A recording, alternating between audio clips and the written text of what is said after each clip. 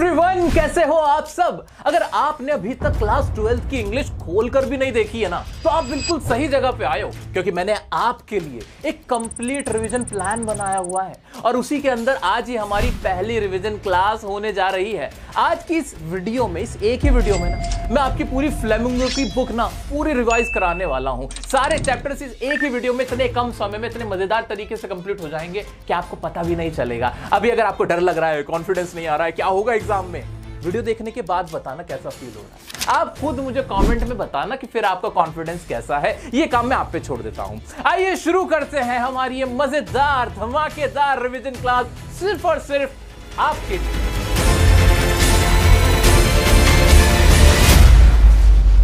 मेरे प्यारे दोस्तों, रिवीजन शुरू करने से पहले आप एक कॉपी और पेन लेके बैठ जाएं। जो मैं आपसे कहूं ना लिखने के लिए, बस वो लिखते जाना और एंजॉय करना क्लास को। भाई, हमारा पहला चैप्टर है दी लास्ट लेसन। जैसे कि इसके नाम से ही पता चल रहा है, लास्ट लेसन यानी आखिरी लेसन। अब ये ना आप बहुत आसानी से कनेक्ट कर सकते हो। आप भी क्लास 12th में हो, उसके बाद आपका स्कूल खत्म हो जाएगा, आपकी भी कोई आखिरी क्लास, आखिरी लेसन तो हुआ ही होगा ना। बिल्कुल वैसा ही इस चैप्टर के अंदर एक लड़के के साथ वही कहानी है। तो हम कोई भी जो चैप्टर रिवाइज करेंगे ना, उसमें हम एक स्ट्रैटेजी यूज करेंगे। उस स्ट्रैटेजी का नाम है पहले मोटा मोटा और फिर छोटा छोटा। हाँ जी, पहले मोटा मोटा देखते हैं कि कहानी है क्या। कहानी क्या है? The story of A French boy France dislikes studying. भाई, ये कहानी एक फ्रांस एक जगह है ना, हाँ, ऐसी फ्रांसीसी लड़के की कहानी जिसका नाम है फ्रांस, और वो ना पढ़ाई पसंद नहीं करता है। अरे तुम्हारे जैसा है, तुम भी थोड़े पसंद करते हो, तुम्हारे जैसा ही कोई लड़का है, आ जाओ। Hates his French teacher M. Hamel। अब टीचर का नाम क्या है? M. Hamel। उनसे वो नफरत करता है क्योंकि वो बिल्कुल पसंद नहीं करता उनको, उसे पढ़ने का शौक ही नहीं है। आ जाओ। One morning he was in fear, didn't learn rules of participle। अब पार्टिसिपल जैसे इंग्लिश में होते हैं ना, ऐसे फ्रांस लैंग्वेज में भी होते हैं, फ्रेंच लैंग्वेज में भी होते हैं। तो एक बार ना, एक सुबह ना वो स्कूल जाते हुए डर रहा था क्योंकि उसने होमवर्क नहीं किया हुआ था, उसको उसका डर लग रहा था। फिर क्या होता है? रीच्ड स्कूल जाता है, फाउंड फ्रेंच इज बैन, और उसे पता चलता है, जब स्कूल जाके पता चलता है कि यहां तो अब फ्रांसीसी भाषा पे प्रतिबंध लगा दिया गया है। हिटलर के जमाने की बात है ये। आगे आ जाओ। M Hamel blamed everyone for not learning French. फिर क्या होता है इसके अंदर? फिर जो एम हैमिल जो टीचर हैं, वो क्लास में सबसे पेरेंट्स से और बच्चों से कहते हैं कि भाई देखो, पहले तुम पढ़े नहीं और अब ना तुम्हारी फ्रेंच भाषा पर ही प्रतिबंध लग गया, अब तुम पढ़ सकते नहीं। तो ये उन्होंने इसमें बताया। फिर आगे क्या होता है? जो M Hamel told the importance of mother tongue, वो बताते हैं कि भाई जो तुम्हारी मादरी भाषा होती है, तुम्हारी मातृभाषा होती है, वो बहुत इंपॉर्टेंट होती है, तुम्हें उसको संजो के रखना चाहिए। अब तो बैन हो गई, लेकिन भूलना मत, ये तुम्हारे लिए बहुत प्रिय है, तुम्हारे लिए बहुत अजीज है। ये सारी बातें एम हैमिल बताते हैं। कुल मिला के, टोटल मिला के इस चैप्टर में यही है, इसके अलावा कुछ नहीं है। मोटा मोटा समझ लिया ना? आप छोटा छोटा समझ लेंगे, और जो वर्ड मैं इंपॉर्टेंट बोलूं उसे याद रखना है बस। चलो शुरू करते हैं। This is the story of A French boy named France. ये तो हमें पता है कि फ्रांस जिसे बोल सकते हैं हम, फ्रांस नाम के एक लड़के की, फ्रांसीसी लड़के की कहानी है ये। ही डिसलाइक्स स्टडिंग फ्रेंच। उसे फ्रेंच पढ़ना पसंद नहीं था। डिसलाइक वर्ड इंपॉर्टेंट है, याद रखना है। क्या डिसलाइक करता था फ्रेंच भाषा को डिसलाइक करता था। हेट करता था किसको? अपने टीचर को, एम हैमिल को। आगे बढ़ते हैं। One morning he was in great dread of scolding. उसको ना, स्कोल्डिंग मतलब डांटना, उसको ग्रेट ड्रेड था, मतलब डर था। किस चीज का? डांट का, कि मेरी डांट पड़ेगी। क्यों पड़ेगी? आगे देखते हैं। As he did not learn the lesson on participle, क्योंकि उसने पार्टिसिपल का जो लेसन था, जो अध्याय उसको दिया गया था, वो उसने लर्न नहीं किया था।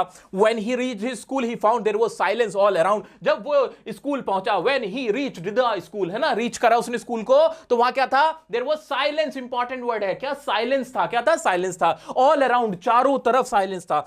The students sat at their desk silently। बच्चे ऐसे डेस्क पे बैठ के साइलेंटली बैठे हुए थे, मुंह लटके हुए थे, कोई कुछ नहीं बात कर रहा था। M Hamel did not scold Franz for coming late, और एम हैमिल ने भी नहीं, उसे डांटा नहीं कि वो लेट क्यों आया था। ये बहुत पहली बार ऐसा हो रहा था। तो अभी जैसे ही आप लोग सोचोगे लास्ट लेसन चैप्टर के बारे में, तो क्या क्या वर्ड याद आ रहे हैं? कि एक तो फ्रांस था, एक एम हैमिल थे, है ना, एक फ्रेंच जो लैंग्वेज थी वो डिसलाइक करता था फ्रांस, वो हेट करता था एम हैमिल को, है ना, कुछ ऐसा ऐसे याद आ रहा है। उसको बहुत ज्यादा क्या था? फियर था। किस चीज का? स्कोल्डिंग का, क्योंकि उसने पार्टिसिपल पे होमवर्क नहीं किया था, लर्न नहीं किए थे रूल्स ऑफ पार्टिसिपल। और जब वो स्कूल पहुंचा, सब कुछ क्या था? वह साइलेंस। He found silence. हर जगह से क्या मिलती है? Silence all around. बच्चे कैसे बैठे हुए थे? डेस्क पे साइलेंटली बैठे हुए थे। क्या ये इंपॉर्टेंट वर्ड याद आ रहे हैं? चल रहे हैं आगे बढ़ते, चलो जल्दी से देखते हैं आगे क्या है। हाँ जी, आगे देखो जल्दी से। He was wearing his beautiful dress which he never wore except on inspection and prize days. और जो एम हैमिल थे ना, वो बड़ी ब्यूटीफुल ड्रेस पहने हुए थे जो वो सिर्फ प्राइज के दिन, जिस दिन प्राइज बांटने होते थे तब वो पहनते थे, वो वाली उन्होंने ड्रेस पहनी हुई थी. Villagers were also present in the class. जो विलेजर्स थे गांव वाले वो भी वहां पे प्रेजेंट थे. Everybody looked very sad in the class. अब सीधी सी बात है, फ्रांसीसी भाषा पर बैन लगा हुआ होगा तो सब उदास ही तो बैठेंगे, हंसी ठिठोली तो कर देंगे, अरे वाह मजा आ गया, बैन लग गया, अब नहीं पढ़ना पड़ेगा. ऐसा नहीं होता है, ठीक है. आ जाओ. विलेजर्स वर आल्सो, वो वहां पे भी थे, सब लोग सैड दिखाई दे रहे थे क्लास में. Then M Hamel told that, M Hamel ने बताई वजह कि सब शांत क्यों बैठे, हुआ क्या है. ऑर्डर, इंपॉर्टेंट वर्ड है order. Order has come from Berlin. Order आया है बर्लिन से, यानी जर्मनी से. क्या ऑर्डर आया है? To teach only German in the school of Alsace and Lorraine. Alsace and Lorraine जहां पे फ्रांस रहता था, जो फ्रांस के अंदर जगह है उनका नाम है, तो वहां पे ये पूरा ऑर्डर पढ़ के बता देते हैं. वो कौन? एम हैमिल. कौन है वो एम हैमिल? कौन है? टीचर है. कौन से टीचर है? फ्रेंच टीचर है. वो बता देते हैं. Alsace and Lorraine, important word याद रखो, अल्सास एंड लॉरेन, ये याद रखना है. Order has come from Berlin. मेरे साथ साथ बोलो, बोलो, हम रिवीजन कर रहे हैं, बोलो बोलो मेरे साथ. Order, an order has come, order आया है, हैज कम फ्रॉम, कहां से? बर्लिन से आया. That only German will be taught in France, कि सिर्फ जर्मन ही पढ़ाई जाएगी फ्रांस में, अल्सास एंड लॉरेन में, ठीक है. Franz got shock to hear this news. वो शॉक हो गया. कौन? Franz. He felt sorry for not learning his lesson. वो सॉरी फील करने लगा या बुरा फील करने लगा. He suddenly starts liking learning French. अचानक से उसको उससे पसंद आने लगी फ्रांसीसी लैंग्वेज. पता होता क्या, जब हम कोई चीज खो देते हैं ना, खोने के बाद हमें उस चीज का एहसास होता है, उसकी कदर होती है, उसकी वैल्यू होती है. जब तक कोई चीज हमारे पास होती है तब तक हम उसकी कदर नहीं करते. जब हम उसे खो देते हैं तब हमें उससे बहुत मोहब्बत होने लगती है, तब हमें उसकी कदर होती है, हमें लगता है काश ये वापस आ जाए. वही उसके साथ हो रहा था. आ जाते हैं फिर. He develops liking for his teacher M Hamel. अब उसे एम हैमिल भी अच्छे लगने लगे. पहले तो नफरत थी, हेट करता था, अब लाइक करने लगा अचानक से. M Hamel blamed everyone for not learning their language including himself. M Hamel जो टीचर थे उन्होंने सबको क्या किया? ब्लेम किया कि तुम सब जिम्मेदार हो, मैं भी जिम्मेदार हूं, मैं भी अपनी ड्यूटी सही से नहीं निभा पाया और बच्चों को नहीं पढ़ा पाया. He said that the French language is the most logical and beautiful. अब वो फ्रांसीसी भाषा की तारीफ करने लगे कि जो फ्रांसीसी भाषा है सबसे लॉजिकल है, ब्यूटीफुल है वर्ल्ड के अंदर. He asked his people to protect their language. और उन्होंने क्या कहा कि अपनी लैंग्वेज को प्रोटेक्ट करना. क्यों प्रोटेक्ट करना?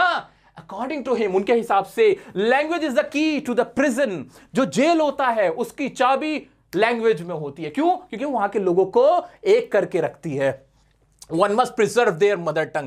Preserve इंपॉर्टेंट वर्ड है, बार बार आएगा. इंपॉर्टेंट लाइंस हैं ये दोनों तीनों. आपको क्या याद रखना है? हैमिल ने प्रोटेक्ट करने को कहा, हेरिटेज को प्रिजर्व करने को कहा, मदर टंग्स को अपनी हमेशा प्रिजर्व करने को कहा. ये चीजें आपको याद रखनी है, इंपॉर्टेंट वर्ड्स हैं. ये खत्म, बस ये इस चैप्टर में और कुछ है ही नहीं. अब तुम्हें क्या याद रखना है? फर्स्ट रिवीजन हमारी. क्या याद रखने? कौन कौन से वर्ड याद आ रहे हैं? क्या अभी नए नए कौन से वर्ड याद आ रहे हैं कि बैन हो गया था क्लास में, है ना? हैमिल ने ब्लेम किया था सबको इंक्लूडिंग हिमसेल्फ, है ना? ये वर्ड याद आ रहे हैं क्या? सोचो सोचो, दिमाग पे जोर डालो थोड़ा सा. उसके बाद क्या याद आ रहा है? तुम्हें सोच के देखो कि भाई लैंग्वेज के बारे में क्या कहा था? मोस्ट लॉजिकल है, ब्यूटीफुल है, प्रिजर्व करना है, हेरिटेज है, मदर टंग है, प्रिजन की है ना? की टू प्रिजन. ये वर्ड याद रखो. नहीं आती तुम्हें इंग्लिश, कोई बात नहीं, नहीं सीखी कोई बात नहीं. की टू प्रिजन, ये वाला फ्रेज याद रखो, क्योंकि मैं तुम्हारी जो लास्ट डे पे भी रिवीजन कराऊंगा उसमें भी यही लाइन मैं तुमसे बुलवाने वाला हूं, ताकि तुम्हें याद हो जाए.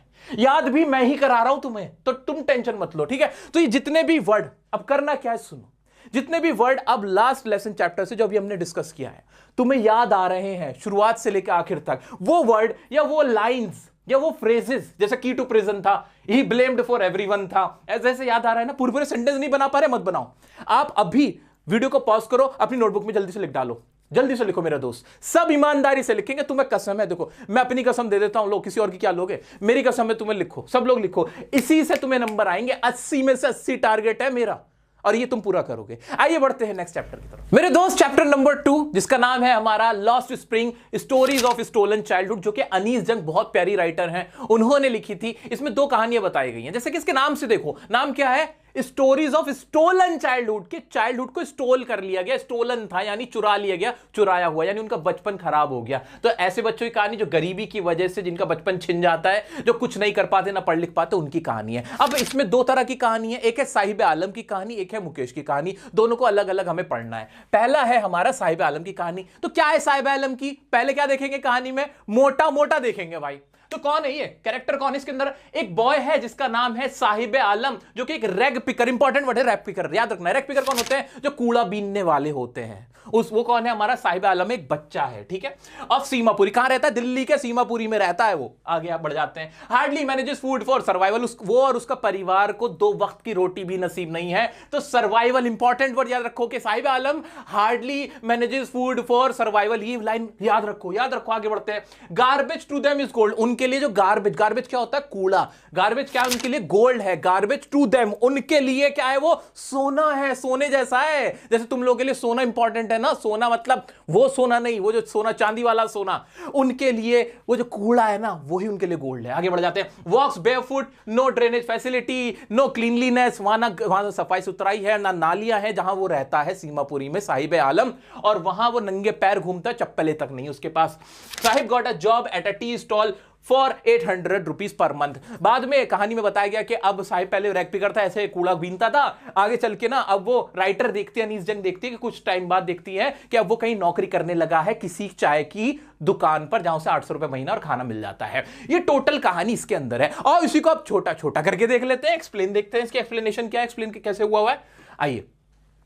The writer meets with a rag picker boy named Saheb Alam. ये तो हमें पता है कि राइटर किससे मिलती हैं? साहिब आलम नाम के एक लड़के से। हु माइग्रेटेड, इंपॉर्टेंट वर्ड है माइग्रेशन। माइग्रेशन यहां से वहां चले जाना है, वर्ड याद रखो। जिसको नहीं पता ये वर्ड सुनो, माइग्रेशन करना, माइग्रेट करना, एक जगह से दूसरी जगह पे रहने लग जाने को क्या कहते हैं? माइग्रेशन कहते हैं। जैसे कनाडा नहीं लोग चले जाते, वो क्या कर रहे होते हैं? माइग्रेशन कर रहे होते हैं इंडिया से कनाडा जाके। तो वो कहां से माइग्रेट होता? बांग्लादेश से आया था साहिब आलम। जब बांग्लादेश में बांग्लादेश बना था उस टाइम पे बहुत सारे बंगाली लोग यहां पे आके बस गए थे। And lives in Seemapuri. कहां रहता है? सीमापुरी में रहता है। They could hardly manage some food for survival. ये हमने देखा है कि बड़ी मुश्किल से सर्वाइवल, हार्डली मैनेज कर पाते हैं सर्वाइवल के लिए। फूड भी नहीं है उनके पास। The writer finds Saheb walking barefoot. वो देखती है कि वो नंगे पैर घूम रहा है, उससे पूछती है कि नंगे पैर क्यों घूमते, तो कह देता है हमारी ट्रेडिशन है, चप्पल मम्मी ने ऊपर रखी हुई है, ऐसे करके उन्हें टाल देता है। आगे बढ़ते हैं। The general explanation is that it is not lack of money but a tradition। ये वही ट्रेडिशन वाली बात है कि जनरल एक्सप्लेनेशन तो ये दी जाती है कि भाई इसलिए घूम रहे क्योंकि हमारे यहाँ ये ट्रेडिशन है नंगे पैर घूमने का। However, she is not sure, लेकिन राइटर श्योर नहीं कि यही रीजन है। One day the writer finds Sahib holding a steel canister going towards milk booth। एक दिन वो कनस्तर जिसे बोलते हैं हाथ में लेके देखती है कि वो मिल्क बूथ पे जा रहा है, यानी दूध की दुकान पे जा रहा है। अब वो चाय वाले की नौकरी करने लगा। He tells, वो बताता है that he got a job at a tea stall for 800 rupees and all the meals। ये तो हमें पता ही है कि 800 रुपए पे वो नौकरी कर रहा है एक टी स्टॉल पे। The writer noticed that he has lost the freedom of being his master. अब वो राइटर महसूस करती है कि अब वो अपनी फ्रीडम को भूल चुका है। जब वो रैग पिकर था वो आजाद था, फिर भी खुश था, लेकिन अब वो कहीं नौकरी कर रहा है, लेकिन अब वो आजाद नहीं है, उसकी फ्रीडम छिन चुकी है। टोटल कहानी यही है, इसके अंदर और कुछ ज्यादा नहीं है। ठीक है जी, हाँ जी। तो अब इसमें से भी जो वर्ड हमें क्या याद रखने हैं, क्या क्या याद आया कि रैग पिकर है ना, माइग्रेशन है, कहां से? बांग्लादेश से। सिर्फ वर्ड्स और फ्रेजेस, वर्ड्स और कुछ लाइन जो तुम्हें याद रह जाए वो अभी अपनी नोटबुक में बिना देखे आपको लिखनी है। आपको लिखनी है, देख के नहीं, बिना देखे। सोचो जो मैंने अभी पढ़ा है, क्या क्या था? रैग पिकर था, है ना, माइग्रेशन था, और क्या था? बेयरफुट था वो, है ना, बेयरफुट था, है ना, गोल्ड था, उसके लिए गार्बेज टू हिम या गार्बेज टू देम इस क्या है? गोल्ड था। ये वाली बातें कुछ वर्ड याद आ पा रहे हैं? है ना, बिल्कुल याद आ रहे हैं, बिल्कुल याद आ पा रहे हैं। Very good.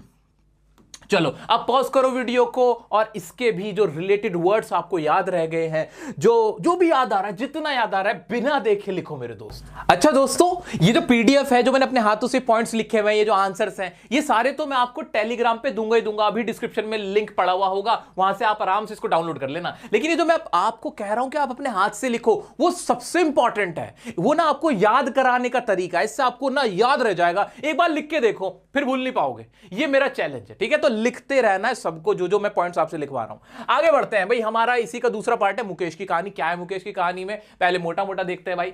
This is the story of Mukesh who works at A bangle factory. वो फिरोजाबाद में एक बैंगल फैक्ट्री में, चूड़ी के कारखाने में काम करता है मुकेश। उसकी कहानी है फिरोजाबाद के अंदर। हैजर्डस प्रोफेशन है, इफेक्ट्स द आईज बैडली। ये जो प्रोफेशन इंपॉर्टेंट वर्ड है, हैजर्डस। बार बार आंसर में लिख के आना है तुम्हें ये वर्ड, हैजर्डस। अब ये ना कैसा है? खतरनाक है, जानलेवा है, नुकसानदेह है। इससे क्या हो जाता है? आंखों की रोशनी भी चली जाती है, बहुत बुरा प्रभाव पड़ता है।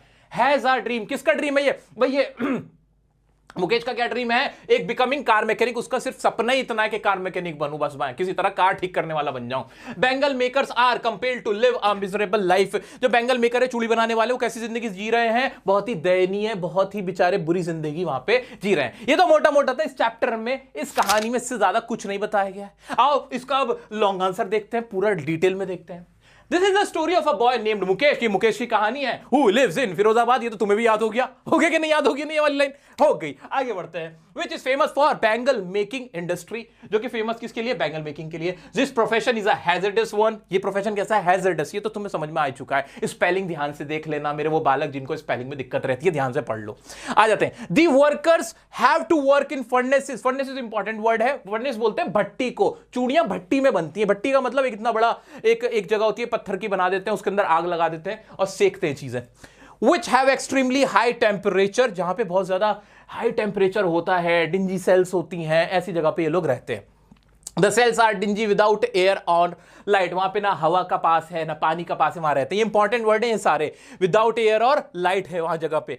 द डस्ट आती है from polishing the glass of Bengal affect the eyes badly. जब ऐसे पॉलिश कर रहे होते हैं ना, तो उसका डस्ट आंखों में घुसता है और लोग अंधे भी हो जाते हैं। आगे बढ़ते हैं। And often causes blindness. Mukesh is different from his family. Mukesh अपनी फैमिली से डिफरेंट है। क्यों है? He has a dream of becoming. क्या ड्रीम था उसका बताओ? अच्छा, हम लोगों ने पहले पढ़ा था, कार मैकेनिक बनने का। किस चीज का ड्रीम है? Car mechanic. एग्जाम में यही से क्वेश्चन उठ के आने, यही होंगे, यही लाइन तुम्हें लिखनी होंगी। ये जो आंसर नहीं है, ये मैं पेपर लीक हो रहा है तुम्हारा, क्योंकि यही आंसर तुम्हें वहां लिखना है। जो ये लिख देगा, जो इतनी बातें लिख देगा, बहुत अच्छे नंबर लेके आएगा। अब इससे रिलेटेड इंपॉर्टेंट वर्ड दिमाग में घुमाओ, अभी घुमाओ। हैजर्डस प्रोफेशन है, बेंगल मेकिंग में काम करता है, और वहां पे सेल्स कैसी हैं? डिंजी सेल्स हैं, विदाउट एयर और लाइट है ना। जो फर्नेसेस हैं वो कैसी होती है? फर्नेसेस विद हाई टेम्परेचर होती हैं। Often causes blindness. अक्सर क्या हो जाता है? ब्लाइंडनेस हो जाती है। क्या ये वाले वर्ड याद हो रहे हैं ना? चलो इसको खत्म करते हैं हम। He wants to go, जो मुकेश है, कहां जाना चाहता है? गैरेज में जाना चाहता है, एंड लर्न कार रिपेयरिंग, और कार मैकेनिक या कार रिपेयरिंग का काम सीखना चाहता है। The Bengal makers couldn't organize themselves because of the fear of being beaten and harassed by the police। ये भी इंपॉर्टेंट क्वेश्चन बनता है यहां से भी, मैंने बहुत बार देखा ये क्वेश्चन बनते हुए। भाई जो बेंगल मेकर्स हैं वो हमेशा हरास किए जाते हैं, उनको प्रताड़ित किया जाता है, वो कभी खुद को ऑर्गेनाइज नहीं कर पाए, क्योंकि पुलिस वाले उनको बहुत मारते पीटते हैं। जो पॉलिसी मेकर है वो लोग, नेता लोग भी उनको परेशान ही करते हैं। They are compelled to live a miserable life due to the sahukars, middleman, policeman, bureaucrats and the politician. सबसे इंपॉर्टेंट लाइन इस चैप्टर की यही है। इसी के ऊपर क्वेश्चन पूछ लेगा कि बताओ उनकी जिंदगी क्यों नहीं संवर पाई, तो ये लाइन याद रखनी है कि भाई उनकी लाइफ इसलिए संवर पाई क्योंकि वो खुद को ऑर्गेनाइज नहीं कर पाए। क्यों नहीं कर पाए? क्योंकि जो साहूकार से पॉलिटिशियंस हैं, जो स्ट्रेटेजी मेकर्स हैं, जो पुलिस वाले हैं, वो सब लोग क्या हैं? वो सब ना उनका हरेसमेंट करते हैं, वो उनको मारते हैं, पीटते हैं। तो इसी के ऊपर आपको अपनी तरफ से 2-3 लाइन और बढ़ानी पड़ेगी और ये आपका क्वेश्चन का आंसर बनेगा। तो अब इंपॉर्टेंट क्वेश्चन है एग्जाम के पॉइंट ऑफ व्यू से भी। पॉज करो वीडियो, जो वर्ड्स ऑफ फ्रेजेस याद हो रहे हैं लिखो, बिना देखे लिखो। चैप्टर नंबर 3, डीप वाटर, गहरा पानी। यानी गहरा पानी मतलब समझ में आ रहा है कि पानी के किसी डर से रिलेटेड ये कहानी है। क्या है ये कहानी? देखते हैं पहले मोटा मोटा।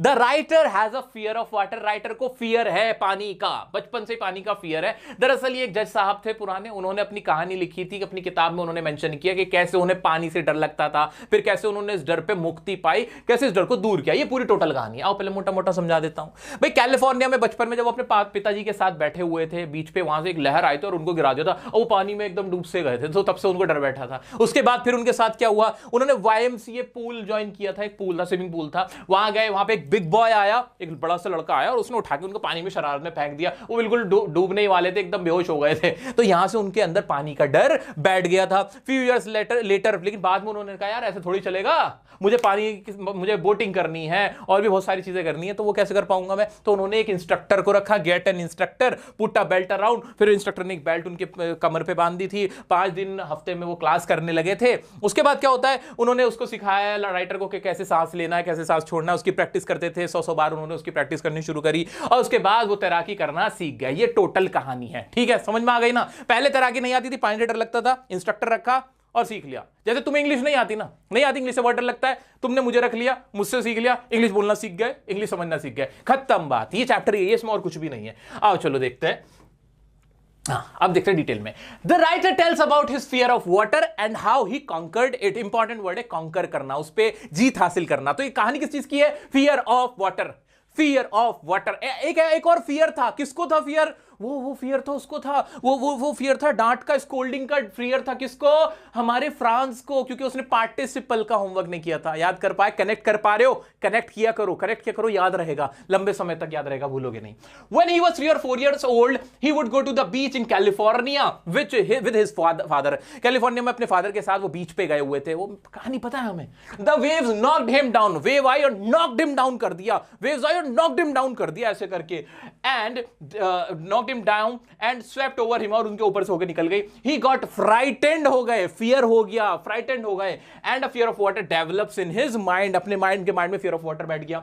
A few years later, कुछ साल बाद, he joined YMCA swimming pool। YMCA swimming pool उन्होंने ज्वाइन किया, where he was thrown into the pool by another boy, जहां पे वो बिग बॉय ने, 18 साल का एक लड़का था, उसने उनको डुबा दिया था। He tried hard to come up but couldn't do so। ऊपर आने की कोशिश करी लेकिन ऊपर नहीं आए। It almost drowned him। He experienced death closely। वो बिल्कुल डूबने ही वाले थे, उन्होंने मौत को बिल्कुल करीब से छूकर देखा था। मौत को छू के टक से वापस, ठीक है, वही इसके साथ हुआ था। तो अब इसमें क्या क्या सोचना है? कैलिफोर्निया याद आ रहा है कि नहीं? बिल्कुल याद आ रहा है। फियर ऑफ वाटर याद आ रहा है। हाँ, ड्राउन हो गए थे, YMCA पूल ज्वाइन किया था, वहां बिग बॉय आया था, उसने थ्रो कर दिया था उन्हें, है ना। He threw him into the water, he was almost died, है ना। इस तरीके से याद हो पा रहा है? ये इंपॉर्टेंट वर्ड्स हैं, इंपॉर्टेंट लाइंस है जो आपको याद करनी है। आगे बढ़ते हैं। फिर क्या हुआ? He had developed phobia of water. Frightened थे, फियर था, और अब आ गया फोबिया। फोबिया मतलब भी डर होता है, तो उनको पानी का फोबिया हो गया था। It deprived him, important word है, डिप्राइव कर दिया, मतलब उस चीज से महरूम कर दिया। अब वो इस चीज का मजा नहीं ले पाते थे, उनसे दूर हो गए थे। किससे deprived him? Of the Joy of canoeing, boating and swimming. और स्विमिंग वगैरह नहीं कर पाते थे, बोटिंग कैनोइंग वगैरह नहीं कर पाते थे, उनसे उनको ये चीज मिल नहीं पा रही थी, तो वो परेशान थे। So he decided to overcome his fear. Overcome करना, फियर इंपॉर्टेंट वर्ड है, ओवरकम। तो उन्होंने फैसला किया कि मैं अपने फियर को ओवरकम करूंगा। कैसे? He got an instructor. उन्होंने एक इंस्ट्रक्टर रख लिया एंड स्टार्टेड लर्निंग स्विमिंग, और उन्होंने स्विमिंग स्टार्ट शुरू कर दी सीखनी। The instructor put a belt around him, उसने पुट अपने एक बेल्ट उनके चारों तरफ ऐसे बांधी, and a rope attach to it, एक रोप लगा दी कि हाँ भाई डूबोगे तो मैं खींच लूंगा तुम्हें। He taught how to put his face under the water, वो बताने कि कैसे फेस अंदर जाना है, पानी के अंदर कैसे जाएगा, इनहेल एंड एक्सहेल कैसे होगा। The author repeated the exercise hundreds of times, और सौयों बार उन्होंने इस एक्सरसाइज को किया। उसके बाद क्या किया? ही practice 5 days a week, an hour each day। उन्होंने हफ्ते में 5 बार प्रैक्टिस करते थे, 1 घंटा डेली का, ठीक है जी। Finally William had learn swimming but he was not satisfied. William Douglas जो राइटर का नाम है, वो भाई फाइनली स्विमिंग सीख गए थे, लेकिन अब भी सेटिस्फाई नहीं थे। फिर उन्होंने इसके लिए क्या किया? He went to different lakes and islands. वो डिफरेंट लेक्स में गए, आइलैंड्स में गए, अपनी स्विमिंग को टेस्ट करने के लिए। क्या कर पा रहा हूं? अच्छा अब कर पा रहा हूं, अच्छा अब कर पा रहा हूं, ऐसे। At last he repeated the feet of Doc Copron by diving in the warm lakes and swam across। तो उन्होंने एक जो जिनका नाम है भाई साहब का, इनका डॉग कॉर्पोरन जिनका नाम है, उस लेक में गए, वहां पे उन्होंने रिकॉर्ड बनाया, वहां पे स्विमिंग करी।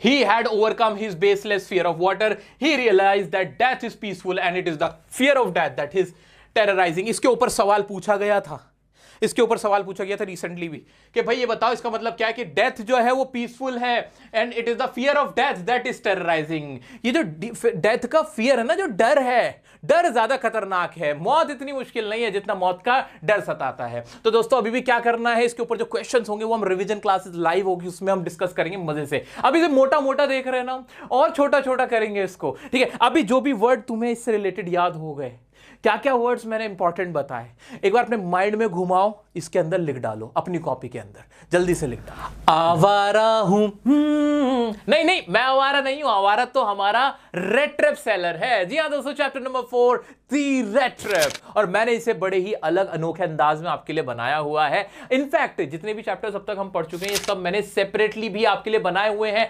डिस्क्रिप्शन में लिंक दे देता हूं, जाके आराम से आप देख भी सकते हो। अब बात करते हैं पहले मोटा मोटा होता है इस रेड ट्रैप सेलर चैप्टर में है क्या। तो दी रेड ट्रैप की कहानी में पहले मोटा मोटा क्या वो देख लेते हैं। A poor sad and lonely red trap seller है। एक रेड ट्रैप सेलर यानी चूहे दान बेचने वाला है, लोनली है, पुअर है, इधर उधर घूमता रहता है। He thinks that world is a big red trap, उसके हिसाब से पूरी दुनिया एक बहुत बड़ा चूहेदान है। He went to a cottage of a crofter, got shelter and food. वो जाता है कहां, क्रॉफ्टर के पास। क्रॉफ्टर मतलब एक तरह का किसान समझ लो, वहां जाता है, उससे सहारा मांगता है कि मुझे आज रहने के लिए इजाजत दे दो, मुझे छत दे दो और मुझे खाना दे दो। वो वहां उसको खाना भी दे देता है। Stole crofter's money and run away through forest, और वहां से रन अवे हो जाता है, वहां से भाग जाता है उसका पैसा चुरा के क्रॉफ्टर का। Got trapped in forest, forest में जाके फंस जाता है, रास्ता भटक जाता है, वहां कुछ नहीं होता। वेटिंग फॉर हिज डेथ, और मरने के कगार पे आ जाता है, उसे लगता है अब मेरी मौत सामने है। Found a forge, iron master mistook him as an old friend. वही ना उसे एक भट्टी दिखती है, लोहे के काम की भट्टी दिखती है, जहां जो आयरन मास्टर होता है वो उसको अपना पुराना एक मिलिट्री का दोस्त समझ बैठता है। Invited by iron master's daughter Edla. अब वो क्या करता है, वो वैसे उसको कहता है तुम मेरे घर चलो, तुम तो मेरे पुराने दोस्त हो। वो मना कर देता नहीं, मैं नहीं जाऊंगा। लेकिन उसकी जब बेटी, जिसका नाम क्या है, एडला है, एडला उसको बुलाती है तो उसके साथ चल देता है। Edla showed compassion, love and sympathy. Edla क्या शो करती है, लव, कंपैशन, प्यार और दया दिखाती है, रिस्पेक्ट देती है उसको, जिससे वो बहुत खुश हो जाता है। Edla and iron master came to know about his reality. बाद में उनको पता चल जाता है इसकी सच्चाई का कि ये तो चोर है, ये उसका पुराना दोस्त नहीं है। और इनफैक्ट बाद में पता चलता है कि इसने तो चोरी भी की हुई है। आगे बढ़ते हैं। He gifted a red trap and 30 kroner. Kindness and love changed a thief.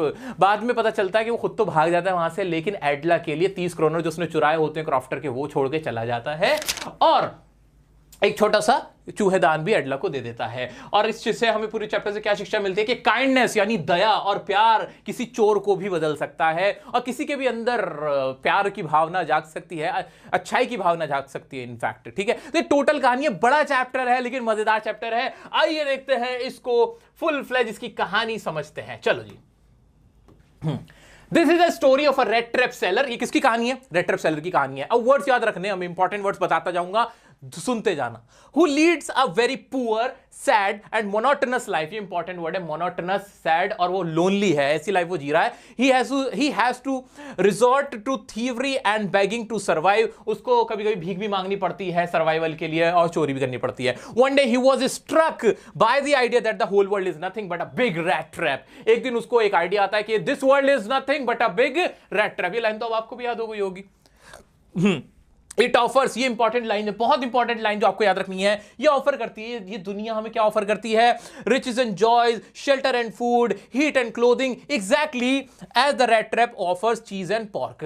भाई ये सारी चीजें क्या है, ये सिर्फ चारा है। क्या क्या चारा, क्या क्या है हमारा भाई, रिचेस एंड जॉयज, जो जो अमीरी है, मजेदारी है, जो आराम की चीजें हैं, जो खाना है, पीना है, गर्मी है, ये सारी चीजें, कपड़े हैं, ये सब क्या है, ये सब सिर्फ चारे हैं। हम सब चूहे हैं, आप भी चूहे, मैं भी चूहा, सब चूहे हैं, और हम सब क्या कर रहे हैं, हमें चारा डाला जा रहा है जिसके पीछे हम भाग रहे हैं। ऐसा मानना किसका था, रेड ट्रैप सेलर का। यानी ये कोई एक तरह का एक साइकोलॉजिस्ट भी है, एक फिलोसोफर भी है। ये कौन, हमारा रेड ट्रैप सेलर। आगे बढ़ते हैं। The world has never been very kind to him. World ना कभी उसके साथ ना अच्छे से पेश नहीं आता था, मतलब दुनिया ने उससे अच्छा व्यवहार नहीं किया था। One evening he reached to a cottage of an old crofter and asked for shelter. एक इवनिंग, एक शाम वो क्रॉफ्टर के पास जाता है, उससे कहता है मुझे शेल्टर दे दो, जगह दे दो मुझे रुकने के लिए। The crofter give him shelter. The crofter उसको शेल्टर दे देता है, गिव हिम शेल्टर, और फूड भी दे देता है, उसके लिए दलिया बना के उसको खिलाता है। He was happy to get someone to talk to। वो खुश हो जाता है कि उसके पास कोई ना कोई आ गया है, क्योंकि क्रॉफ्टर क्या होता है, लोनली होता है, लोनलीनेस का शिकार होता है हमारा क्रॉफ्टर। तो अभी मोटी मोटी कहानी क्या समझ में आई, चैप्टर बड़ा है लेकिन सोचो ना क्या क्या था। ये कहानी किसकी, रेड ट्रैप सेलर की। लोनली है, मोनोटोनस लाइफ जी रहा है, पुअर है, बेगिंग है, थीवरी भी कर देता है कभी कभी, और उसके बाद उसको एक दिन एक स्ट्रक होता है, एक आइडिया कि this world is nothing but a big red trap. और उसको जो जो चीजें कौन कौन सी लुभावनी चीजें लगती है, riches and joys, shelter and food, clothing, वो सब क्या है, ये पॉर्क्स की तरह है और चीज की तरह है, जो कि हमें क्या करती हैं, ट्रैप करने के लिए है ना। इतनी समझ में आ रही है वर्ड्स, आ रहे, तुम्हें भी याद हो रहे सच्ची हो रहे हैं। अरे वाह क्या बात है। आगे बढ़ते हैं फिर। द नेक्स्ट मॉर्निंग, अगली सुबह वो क्या करता है, he stole the crofter's money which he had earned by selling cow's milk। जो क्रॉफ्टर होता है वो बताता है कि मैंने दूध बेच के ना कुछ पैसे कमाए हैं। ये वाले पैसे जो हमारा रेड ट्रैप सेलर है वो पार कर देता है, उसको कट्टी मार के चला जाता है। आगे बढ़ते। The peddler, peddler important word है, पैडलर बार बार यूज होता है। पैडलर भी रेड ट्रैप सेलर को ही बोलते हैं, ठीक है, मतलब जो ऐसे आवारा घूम रहा था उसको पैडलर बोलते हैं, तो ये रेड ट्रैप सेलर के लिए यूज हुआ है। The peddler chose the path through the forest to protect him. वो फॉरेस्ट की तरफ चल देता है खुद से, दुनिया से बचने के लिए कि कहीं कोई वो पकड़ा ना जाए पुलिस के जरिए। Protect himself but soon found himself in the dense forest. Dense मतलब घना जंगल, इंपॉर्टेंट वर्ड है, लेकिन खुद को घने जंगल में पाता है और वो अपनी मौत का इंतजार करने लगता है। He heard a sound of hard regular thumping and found a forge. और वो ऐसे थम थम थम थम, उसको फिर मरते मरते ना उसे याद आती है आवाज कहां से आ रही है, उसे भट्टी से आवाज सुनाई देती है। He asked for shelter but the iron master mistook him as an old friend. वो वहां पे शेल्टर के लिए जाता है कि मुझे जगह दे दो ना रहने के लिए, लेकिन आयरन मास्टर सोचता है अरे नील सोलोफ ये तुम हो, ऐसे करके वो सोचता है नील सोलोफ है, यानी मेरा पुराना मिलिट्री का दोस्त है। He invited him to his house, मेरे घर चलो ना तुम, वो उसको ऐसे इनवाइट करता है। The peddler rejected the offer, वो कहता है नहीं मैं नहीं जाऊंगा, मैं क्यों जाऊं, मैं तो तुम्हें जानता ही नहीं, अरे ये ऋतिक रोशन कहां से आया, सॉरी आगे बढ़ते हैं, ओके मैं नहीं जाऊंगा, ये ऐसा बोल देता है और जाने से मना कर देता है। उसे फियर होता है, क्यों मना करता है, fear of being caught, fear of being caught, fear of being caught. नहीं वीडियो नहीं अटकी, मैं बार बार बोल रहा हूं, ठीक है। तो फियर ऑफ बीइंग कॉट होता है उसको कि कहीं मैं पकड़ा ना जाऊं, इंपॉर्टेंट लाइन है, fear of being caught, that's why he rejected iron master's offer, ठीक है। आयरन मास्टर का इनविटेशन वो रिजेक्ट कर देता है। The iron master sent her daughter to bring him home, अपनी बेटी एडला को यहां भेजता है कि तुम जाके इनवाइट करो उसको। Her daughter Edla talk to him very politely and showed sympathy with him. जो उसकी बेटी होती है वो बड़े प्यार से पेश आती है, उससे बड़ी दया भाव से बात करती है, उसको इज्जत देती है। कैप्टन आप हमारे साथ चलें, हम बहुत अच्छे से प्यार से बात करती है और उसको मना लेती है। She called him captain and offered him a fur coat भी देती है, कैप्टन कह के बुलाती है। The peddler accepted the offer, फिर कहता है नहीं आप, मैं तो पहली बार में ही चल देता, आप पहले आ जाती।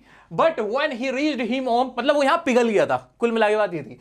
But when he reached home and got ready he got caught, लेकिन जैसे वो जाता नहाते धुलाते तो कहते हैं ये तुम तो नील सोलोफ नहीं हो, ये क्या तमाशा लगा रखा है। वो गुस्सा होता है, कौन, the iron master got angry at him and asked him to leave, निकल जाओ यहां से, दफा हो जाओ, get lost from my house, ऐसे बोलता है वो। But Edla stop him and showed compassion, वो कहती है नहीं रुक जाइए पिताजी, इनको यहां रुकने दीजिए, ऐसा बोल देती है। She convinced her father to allow peddler to celebrate Christmas together, Christmas का त्योहार है मिलके मनाएंगे, होली है, ऐसे करके वो उसको मना कर देती है, अपने पिताजी को मना लेती है कि उसको यहां ठहरने दें। The next day after Christmas, जो अगले दिन होता है ना क्रिसमस का, तब क्या होता है, the iron master and his daughter visited the church, वो चर्च के लिए निकल जाते हैं। They came to know that a man with the rat traps had stolen money from a crofter, वहां जाके चर्च में जाकर उनको पता चलता है कि एक आदमी था जिसने क्रॉफ्टर की had stolen money from crofter, वो 30 क्रोनर चुरा लिए। वो समझते हैं कि वो तो हमारे ही है रेड ट्रैप सेलर, ठीक है ठीक है। They started repenting but found that the peddler gifted a small rat trap to Edla. वो एक दूसरे को कहने लगते हैं, और वो उसका पिताजी कहने लगता है और रोको उसको अपने घर में। नहीं पिताजी मेरी गलती थोड़ी थी, उन्हें लगता है वो हमारे घर से भी माल साफ करके चला गया होगा। लेकिन जब वो घर आते हैं तो क्या देखते हैं, she found a letter of thanks and the stolen money inside the rat trap. He thanked Edla for her kindness and requested her to return the stolen money to Crofter. लेकिन वो जाके देखते हैं कि एडला के लिए जो रेड ट्रैप सेलर था has gifted something to एडला, जिसके क्या था, इनसाइड द बॉक्स क्या था, एक छोटा सा एक स्मॉल रेड ट्रैप था विद अ नोट, इसमें एक नोट लिखा हुआ था जिसमें लिखा हुआ था कि 30 क्रोनर क्रॉफ्टर को दे देना और उससे कहना ऐसे ना यूं ऐसे चारे की तरह पैसे लटका के ना रखा करे, इससे ना हम जैसे लोगों का ना ईमान खराब होता है, ऐसा वो बोल देता है। तो यहां पे ये कहानी खत्म होती है हमारी किसकी जी, हमारे रेड ट्रैप सेलर की। ये था हमारा रेड ट्रैप सेलर। चैप्टर बड़ा है लेकिन इससे मजेदार चैप्टर मुझे लगता है तुम्हारी पूरी फ्लैमिंगो में नहीं है। सबसे मजेदार, सबसे इंपॉर्टेंट, सबसे प्यारा सा चैप्टर ये है। ये रहा आपका रेड ट्रैप सेलर। तो बड़ी मजेदार वीडियो, ये जरूर देखना यार, ये वाली जरूर देखना, तुम कोई देखो ना देखो, ये अलग से जब मैंने बना रखी है देखना जरूर, मजे बन जाएंगे तुम्हारे। और फिर वही काम करो, पॉज करो वीडियो को, इंपॉर्टेंट वर्ड्स और फ्रेजेस जो मैंने याद दिलाए, वो बीइंग कॉट वाला, फियर ऑफ बीइंग कॉट वो भी, और जो भी इंपॉर्टेंट वर्ड्स मैं आपको बताता चला गया, जो अभी आपको याद आ रहे हैं ना अपने माइंड में, उन्हें लिख डालो, उन्हें एक जगह लिखो, उन्हें एक जगह लिखो। बढ़ते हैं नेक्स्ट चैप्टर की तरफ। नेक्स्ट चैप्टर है हमारा इंडिगो। ये कहानी है गांधी जी की कहानी, हमारी आजादी की कहानी। लिखी किसने है, लुईस फिशर ने किताब लिखी थी गांधी जी के ऊपर। उसमें गांधी जी ने लुईस फिशर को क्या बताया था कि हमें आजादी कैसे मिली, उसके बारे में पूरा चैप्टर है। क्या क्या है इस चैप्टर में, आइए पहले वो देख लेते हैं। इन 1916 के अंदर गांधी जी ने अटेंड किया था आईएनसी का एक कन्वेंशन, जिसमें वहां उनकी मुलाकात हुई राजकुमार शुक्ला। इंपॉर्टेंट वर्ड याद रखो, कि जैसे इंडिगो सोचो तो राजकुमार शुक्ला याद आना चाहिए। राजकुमार शुक्ला कौन है, वो एक शेयर क्रॉपर है। कहां से है वो, चंपारण बिहार से है। आगे बढ़ते हैं। Wanted him to see the plight of sharecroppers. जो राजकुमार शुक्ला क्या चाहते थे कि गांधी जी प्लाइट देखें। इंपॉर्टेंट वर्ड प्लाइट, प्लाइट मतलब मतलब दयनीय स्थिति, बुरी हालत जो है वहां के शेयर क्रॉपर्स की, किसानों की, वो कौन देखे? राजकुमार शुक्ला चाहते थे गांधी जी उनको उनका हालचाल देखे कि उनके साथ कितना बुरा हो रहा है, अंग्रेज कितना अत्याचार कर रहे हैं। आगे बढ़ते हैं। राजकुमार फॉलो किया, राजकुमार ने फॉलो गांधी जी के पीछे पीछे रहे। चलिए ना गांधी जी एक बार वहां भी जाके देख लीजिए। तो गांधी जी बिजी रहते थे, बहुत सारे काम में, आजादी भी दिलवानी है, सारे लोग परेशानियां लेके आ रहे थे, तो सबको तो नहीं देख सकते थे ना। तो वहां राजकुमार शुक्ला की कंसिस्टेंसी देखकर गांधी जी इंप्रेस हो गए कि ये मेरे बेचारे ये पीछे ही पड़े, बहुत ज्यादा परेशान है, और चलो चलता हूं। फिर गांधी जी ने क्या किया? बापू मेट शुक्ला इन कलकत्ता में मिले और टुक ट्रेन, और कलकत्ता से बिहार पास में ही है, तो वो ना ट्रेन पकड़ के कहां चले गए? बिहार चले गए। बिहार में फिर कहां गए? डॉक्टर राजेंद्र प्रसाद, जो हमारे फर्स्ट, अच्छा राजेंद्र प्रसाद कौन थे? जरा कमेंट में लिख कर तो बताना, तुम्हारे जीके चेक करता हूं। डॉक्टर राजेंद्र प्रसाद के पास गए, जो कि लॉयर थे। वहां वो घर पे नहीं मिले doctor Rajendra Prasad.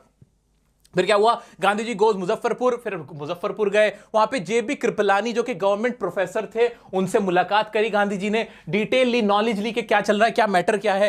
He rebuked lawyers for high fee. Gandhi ji ने कहा भैया ये जो लॉयर्स हैं, जो तुम केस लड़ने के लिए अपने ही भाइयों, किसान भाइयों के केस लड़ने के लिए तुम मोटी मोटी तनख्वाहें लेते हो, उस पर गांधी जी ने उन सबको डांटा भी। फिर क्या हुआ? Understand the problem, grow 15% Indigo on land and पे रेंट। उन्होंने प्रॉब्लम को समझा कि प्रॉब्लम क्या है। तो प्रॉब्लम ये थी कि अंग्रेजों ने कहा था कि 15% आपको जो अपनी खेती करनी पड़ेगी वो इंडिगो की करनी पड़ेगी, नील की खेती करनी पड़ेगी, और उसके बाद जो हमारी जमीन थी वो बंजर हो जाया करती थी, ये प्रॉब्लम था, और रेंट भी पे करना पड़ेगा।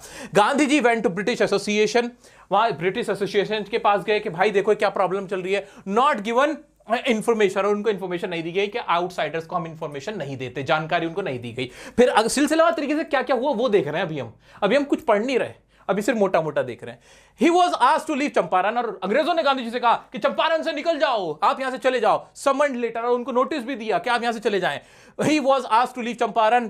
People supported Gandhi ji, made authority nervous, released him, और गांधी जी पे केस चला दिया गया अदालत में। जैसे ही गांधी जी पेश हुए, लोगों ने पूरी अदालत को ही घेर लिया। लोग इतने ज्यादा आ गए कि गांधी जी ने ही कंट्रोल करवाया, वहां की जो अदालत थी वो डर गई, और बिना बेल के गांधी जी को वहां से छोड़ दिया गया। ये पहली बार हुआ था हिंदुस्तान में जहां किसी को बिना बेल के आजाद कर दिया गया था। Civil disobedience succeeded. भाई सिविल डिसोबीडियंस यहां पे सक्सीडेड हुआ। सिविल डिसोबीडियंस का मतलब होता है सविनय अवज्ञा आंदोलन, के सरकार की बिल्कुल अवमानना करना, उनकी नहीं मानना। तो बिना बेल के गांधी जी को यहां से आजाद कर दिया गया। Gandhi ji met Sir Edward Gait, made a commission, और गांधी जी फिर एक एडवर्ड गेट से मिले, उनके साथ कमीशन बनाई और एक नया रूल बनाया खेती का। Gandhi ji and Kasturba Gandhi helped the peasants, जो किसान थे उनकी मदद करी, जो गरीब किसान थे, बीमार थे, उनकी मदद करी। Champaran taught a lesson of being self reliant. Champaran जो जगह है, चंपारण का जो पूरा एपिसोड हुआ था, उसने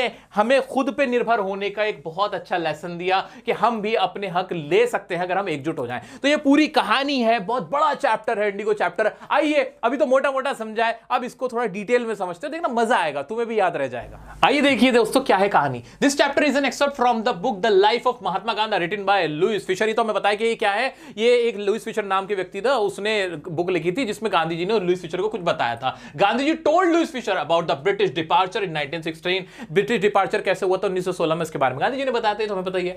गांधी जी अटेंडेड दी INC convention, met Rajkumar Shukla, pageant इन चंपारण बिहार, जो कि वहां के किसान थे। कौन? राजकुमार शुक्ला, वो उनसे मिले थे, तो हमें पता ही है। Initially Gandhi didn't take Shukla seriously and told him that he was busy, but he accompanied him to various places. अब गांधी जी ने पहले उनको सीरियसली नहीं लिया था, बाद में लेकिन गांधी जी इंप्रेस हो गए थे। किससे? राजकुमार शुक्ला की कंसिस्टेंसी से। इंपॉर्टेंट वर्ड है, एग्जाम में पूछा जा सकता है, आपके एनसीईआरटी का भी क्वेश्चन है ये, कि गांधी जी कैसे राजी हो गए थे। क्योंकि जो राजकुमार शुक्ला जी थे वो फॉलो कर रहे थे किसको?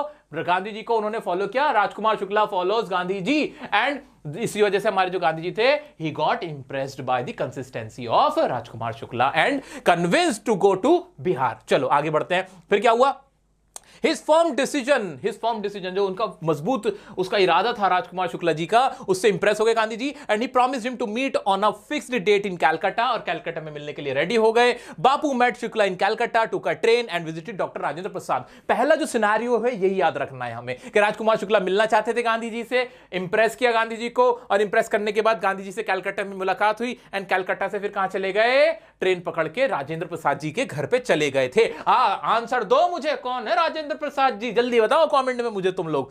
ठीक है, अब वहां पे क्या हुआ, राजेंद्र प्रसाद जी तो वहां थे नहीं, not there, however they were both treated badly by the servants, लेकिन वहां के नौकरों ने बुरा व्यवहार किया, क्योंकि वहां ऊंच नीच का उस जमाने में जात पात का बहुत ज्यादा एक तरह की एक ईवल कस्टम उस वक्त पे प्रिवेल कर रहा था, तो उस चीज का सामना करना पड़ा गांधी जी को। गांधी जी गोज, उसके बाद मुजफ्फरपुर गए, जेबी कृपलानी जो कि गवर्नमेंट प्रोफेसर थे उनसे मिले, ही चाइडेड लॉयर्स फॉर हाई फी, ये चाइडेड का मतलब, ये स्कोल्डेड का मतलब डांटना, रिब्यूक करना, ये सारे सेम वर्ड हैं, इंपॉर्टेंट वर्ड है। उन्होंने लॉयर्स को डांटा कि आप इतनी ऊंची फीस क्यों लेते हो अपने ही भाइयों से। He understands the problem, Gandhi ji ने प्रॉब्लम को समझा। Grow 15% Indigo on land and पे रेंट, ये प्रॉब्लम थी कि 15%, क्या प्रॉब्लम क्या थी, इंडिगो की प्रॉब्लम क्या थी कि 15% पे इंडिगो उगाओ, नील की खेती करो और रेंट पे करो। Gandhi ji went to the British landlord association but he was not given information because he was the outsider, ये वाला कह के उनको क्या आउटसाइडर कह के उन्हें वहां पे इंफॉर्मेशन नहीं दी गई। सब कुछ सिलसिलेवार तरीके से चल रहा है। आओ दोबारा रिपीट करो, पहले राजेंद्र प्रसाद जी के घर पे गए, नौकरों ने अच्छे से व्यवहार नहीं किया, नौकर डिडंट ट्रीट देम वेल, उसके बाद सर्वेंट्स ने अच्छे से ट्रीट नहीं किया, उसके बाद फिर कहां चले गए, जेबी कृपलानी के पास गए, हाई फीस का पता किया, फिर एसोसिएशन के पास गए, not given any information and calling him an outsider. इतना ऐसे तुम भी बोलो, इतने बोलो, पूरी पूरी इंग्लिश अभी नहीं बोलो, अगर तुम्हें इंग्लिश नहीं आती ना तो पूरे पूरे सेंटेंसेस बोलना या लिखने की अभी जरूरत नहीं है। अभी ना छोटे छोटे वर्ड्स, छोटी छोटी लाइंस, इनसे सीखो, इनसे अपना आंसर बनाओ, मानते हो? धीरे धीरे फिर बड़े बड़े भी बनने लग जाएंगे। दूसरी बात जब ट्राई करोगे पूरा बड़ा भी बना लोगे, यकीन करो मुझ पे, भरोसा करो। आगे बढ़ते हैं। Gandhi went to the British association, not given any information, he then went to the commission of the Tirhut division who threatened Gandhi ji and asked to leave Champaran. और गांधी जी जब त्रिहुट में गए, वहां कमीशन में गए, उनको कह दिया गया कि आप यहां से चले जाएं। Gandhi ji went to Motihari to investigate the matter where he received the support of the lawyers and common people. Motihari में गए जहां पे उन्हें सपोर्ट मिला, लॉयर्स का भी और कॉमन पीपल का भी। One day as he was on his way to meet a peasant who was maltreated in a village, he was stopped by the police superintendent। और जब वो एक किसान की हालत देखने जा रहे थे जिसके साथ मारापीटी की गई थी अंग्रेजों द्वारा, तो वहां पे गांधी जी को रोक लिया गया। किसने? पुलिस सुपरिंटेंडेंट ने रोक दिया। And serving him a notice asking him to leave, उनको नोटिस दिया गया कि आप यहां से चले जाएं। लेकिन Gandhi ji received a notice but disobeyed the order, और कहा मैं ऐसे नोटिस को नहीं मानता, ठीक है हिंसा वाला आदमी हूं। लेकिन तुम्हें क्या लगता है हिंसा का मतलब ये थोड़ी ना गांधी जी हाथ जोड़ते फिर रहे थे? नहीं नहीं नहीं नहीं नहीं, मानते नहीं थे, जिद पड़े रहते थे, हाथ नहीं उठाएंगे, लेकिन तुम्हारे कहने से हम कुछ करेंगे भी नहीं, ये भी वो कहते थे। आगे बढ़ते हैं। Gandhi ji received the notice but disobeyed the order, a case was filed against him. अभी डिसोबेड से याद रख लेना, इंपॉर्टेंट वर्ड है, डिसोबेड किया था। यहां से किस चीज की? सिविल डिसोबीडियंस की शुरुआत हुई थी, सविनय अवज्ञा आंदोलन की शुरुआत हुई, यहां से आ जाते हैं। Gandhi ji received the notice on the day of a trial, a large crowd gathered near the court.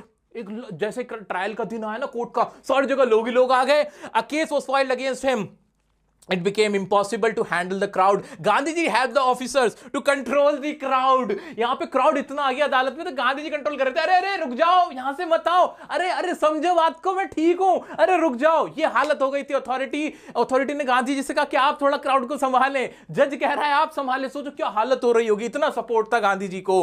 Gandhi ji helped the officer to control the crowd। Gandhi ji told the court that he was not a law breaker। Important word है, गांधी जी ने क्या बताया? Gandhi ji told I am not a law breaker, he was not a lawbreaker but he disobeyed so that he could help the peasants। बस उन्होंने disobeyed इसलिए किया था ताकि वो पेजेंट को सपोर्ट कर सके। पेजेंट मतलब किसान, याद रखना इंपॉर्टेंट वर्ड है। फिर क्या होता है?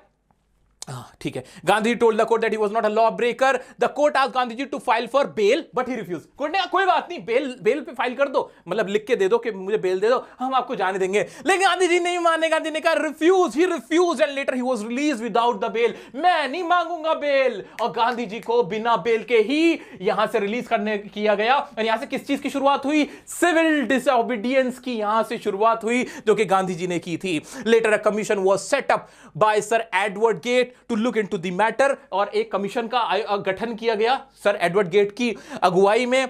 After the inquiry planters were found guilty and asked to pay back to the peasants. और बाद में पता चला जो प्लांटर्स थे, जो अंग्रेज थे देखा जाए, या जो बड़े लोग थे, उन लोग जो अमीर लोग थे उस जमाने के, अंग्रेज थे, उन लोगों के ऊपर उनको दोषी पाया गया। और क्या किया गया? एक सेटलमेंट बनाया गया और सेटलमेंट किस चीज पे किया गया कि रिफंड किया जाएगा 25% फार्मर्स को। आगे बढ़ते हैं। Gandhi accepted the offer because he wanted to make the peasant free from the planters and give them rights. अब कहने को ये गांधी जी की बिल्कुल एग्जैक्ट जो डिमांड थी वो फुलफिल नहीं हो रही थी, बट गांधी जी इसलिए सेटिस्फाई थे कि चलो पहली बार ये झुके तो सही, 25% पे माने तो सही कि अब ये 25% रिफंड दिया जाएगा किसको, फार्मर्स को। आगे बढ़ते हैं। Gandhi ji accepted the offer because he wanted to make the peasant free from the planters and give them rights. Gandhi ji emerged victorious in the Champaran episode. Gandhi ji emerge हुए, ऊपर हुए, विक्टोरियस मतलब जीत हासिल करी फर्स्ट टाइम कहां पे, चंपारण के एपिसोड में। And the landlord surrendered before the peasants. और जो लैंडलॉर्ड से जो बड़े बड़े जमींदार थे ना भाई, अंग्रेज अकेले थोड़ी जुल्म ढाते थे,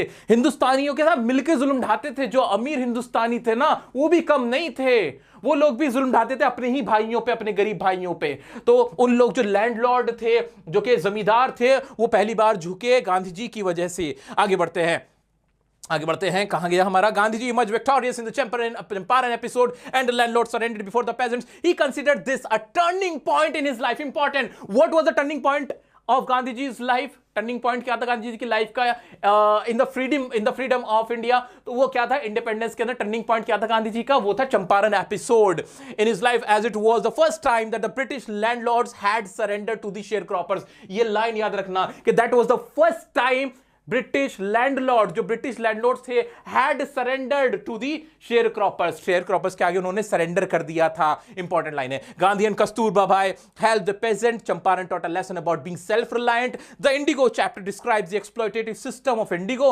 cultivation in India during the British colonial period. This chapter emphasizes the importance of resistance and unity in fighting against oppression. अब ये 3-4 लाइन्स ही, लंबी लाइन्स ही, पूरी हिंदी में नहीं लिखनी है, बस इतना ही समझना कि गांधी जी और कस्तूरबा गांधी ने इसमें पेजेंट्स की हेल्प करी, उनकी मदद करी और सेल्फ रिलायंट पे जोर दिया कि हम सबको एक यूनिटी दिखानी होगी, तभी हम अंग्रेजों से लड़ सकते हैं, ऑपरेसर से लड़ा जा सकता है यूनिटी के जरिए। ये गांधी जी ने यहां से समझा।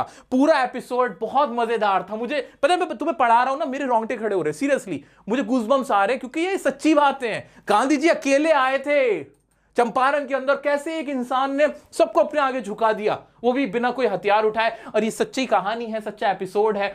तो दोस्तों इसमें ना कुछ भी भूलने वाला नहीं है, रटने वाला नहीं है।